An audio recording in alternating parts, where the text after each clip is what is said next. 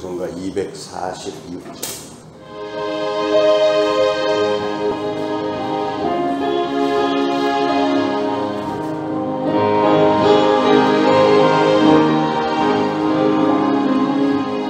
나가난 땅 귀한 성에 들어가려고 내 무거운 짐 벗어버렸네.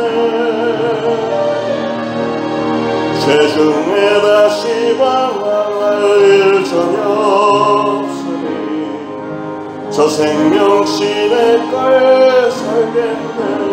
다시 한번 나가난 땅에 나가난 땅 귀한 성에 들어가려고 내 무거운 짐 벗어버렸네. 죄중에 다시 방황할 일 전혀 없으니 저 생명 시냇가에 살겠네. 길이 살겠네. 나 길이 살겠네. 저 생명 시냇가에 살겠네.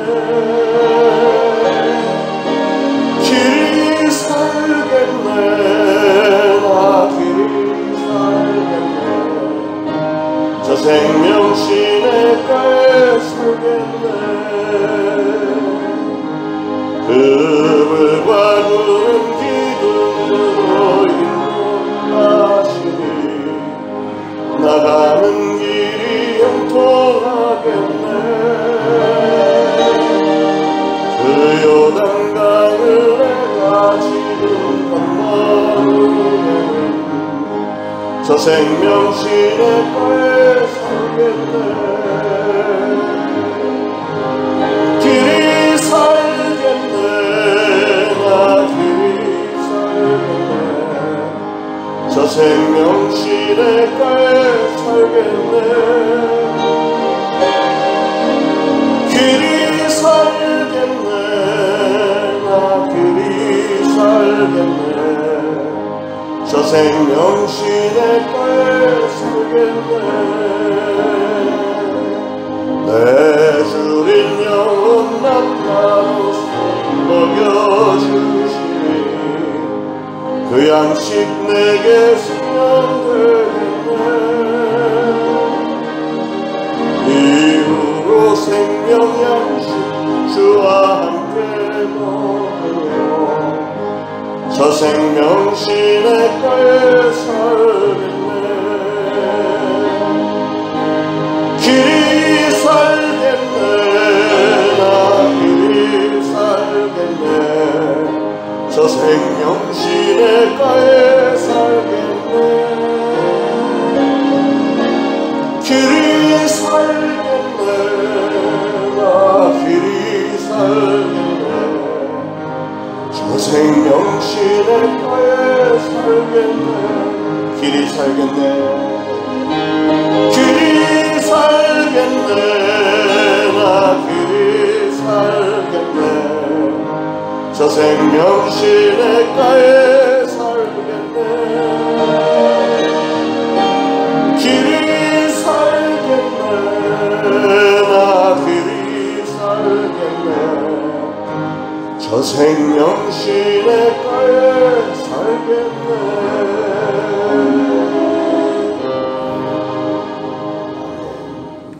이사야서 33장 17절 오늘은 한 절만 보면서 그 말씀에 담겨있는 하나님의 뜻을 잘 헤아려 보려고 합니다. 이사야서 33장 17절 다같이 한 목소리로 받들어 봉독하겠습니다. 내 눈은 왕을 그의 아름다운 가운데에서 보며 광활한 땅을 눈으로 보겠고. 다시 한번 내 눈은 왕을 그의 아름다운 가운데에서 보며 광활한 땅을 눈으로 보겠고. 아멘. 자, 이 말씀 가운데서 우리를 향하신 하나님의 원대하신 꿈을 헤아려 보고 은혜가 있기를 바랍니다. 내 눈은 왕을 그의 아름다운 가운데서 보며 광활한 땅을 눈으로 보겠고 그랬습니다. 이사야 선지자는 지금 아수르에 의해서 고통당하고 있는 유다 백성들에게 눈을 들어서 영광의 왕 다시 말하면 메시아, 앞으로 이 땅에 오실 메시아를 내다보면서 그 메시아가 통치하실 미래의 광활한 땅을 보라, 희망을 품으라. 희망, 소망에 관한 말씀입니다.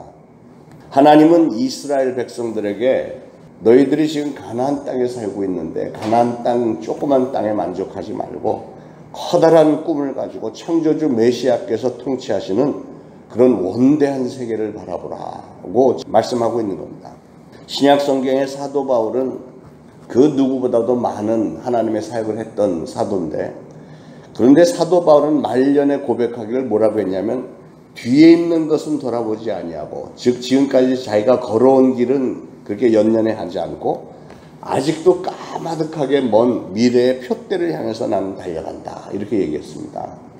사도 바울은 자기 앞에 펼쳐진 아직 점령되지 않은 수많은 광활한 땅을 내다보면서 자기의 꿈을 그렇게 얘기한 거예요. 우리가 하나님의 자녀로서 꿈을 가질 때 항상 하나님의 스케일에 맞춰서 나를 향하신 하나님의 비전이 무엇일까, 꿈이 무엇인지를 하나님의 뜻에 맞춰서 하나님의 그 꿈에 편승해서 같이 가자는 겁니다. 하나님의 꿈에 올라타라는 거예요.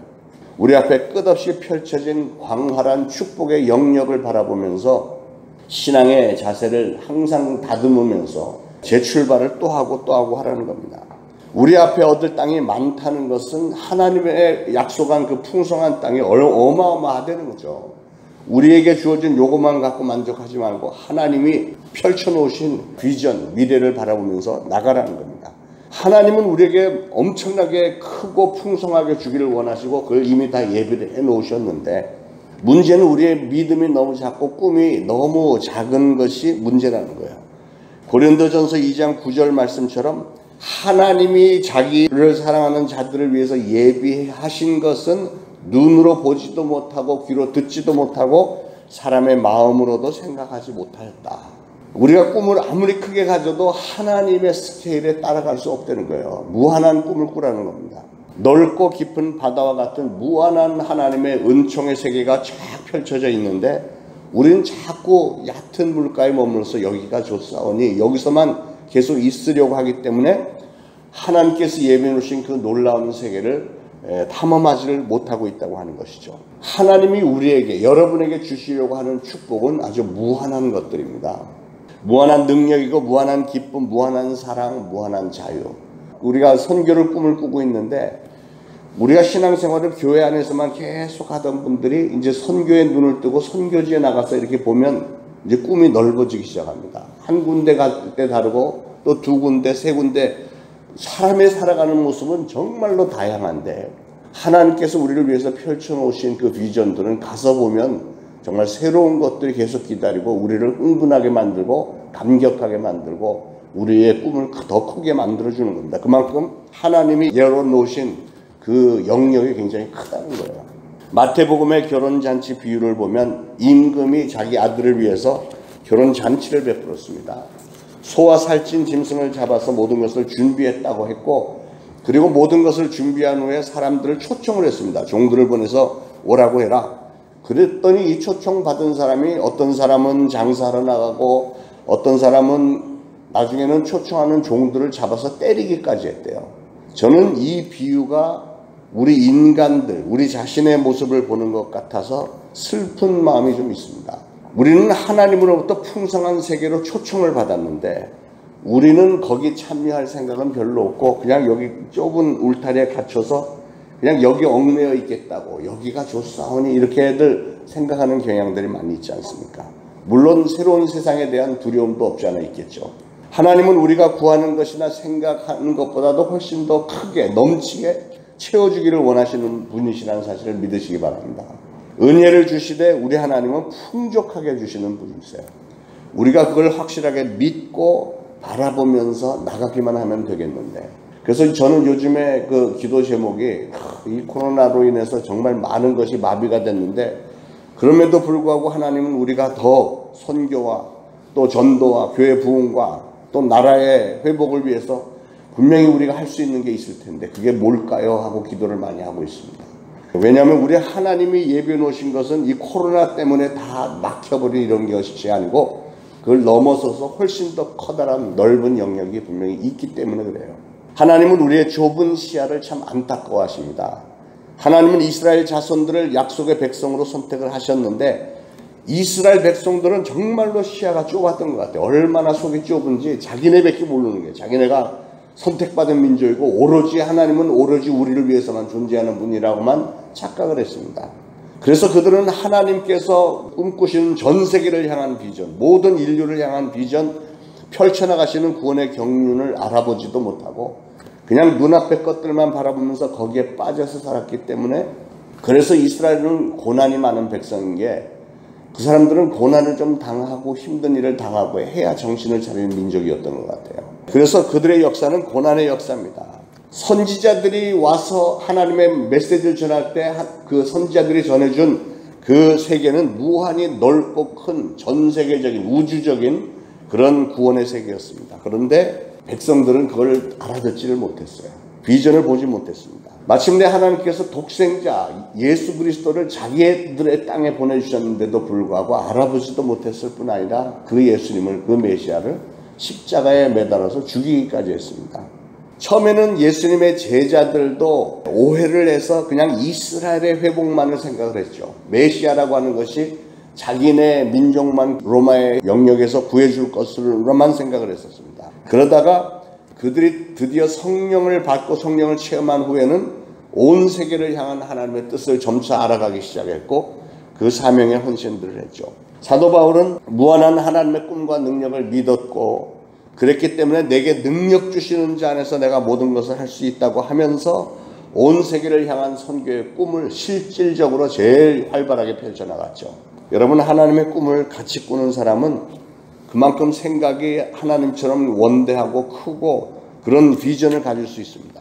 하나님의 무한한 능력을 저나 여러분이 확실하게 믿는다면, 바라볼 수 있다면 오늘 여러분이 매일매일 당하고 있는 조그만 일들, 크고 작은 일들, 스트레스 받는다고 하는 거, 우리를 좌절하게 만드는 것들, 고난이나 실패나 아픔이 여러분 인생의 전부가 아니다라는 것을 분명히 알게 될 것이고요. 그래서 그런 걸 박차고 일어나서 더 커다란 용기와 희망을 가지고 새로운 출발을 하게 될 줄로 믿습니다. 그러므로 사랑하는 여러분 앞에 펼쳐진 광활한 땅을 바라보시길 바랍니다. 우리가 바라봐야 할 땅은 저 천국, 하늘나라 가나안 땅입니다. 그래서 현실에 너무 매여 있지 말고 이제는 눈을 좀 더 크게 떠서 더 높이, 더 넓게, 더 찬란하게 펼쳐진 하나님의 은혜의 세계를 바라보시고 그것이 우리의 꿈, 비전이 되어서 그 비전을 이루면서 삶의 보람도 느끼고 더 커다란 소망을 갖게 되기를 축원합니다. 우리가 하나님을 믿고 따른다고 하면서 그런 꿈이 없다면 우리 하나님이 얼마나 섭섭해 하시겠어요. 마지막으로 광활한 땅을 눈으로 바라보라 하는 말에는 그 땅을 점령하라는 뜻이 있는 거예요. 그 땅을 점령해 들어가서 실질적으로 우리의 육신의 눈으로도 볼 수 있는 그런 수준으로 가까이 들어가야 됩니다.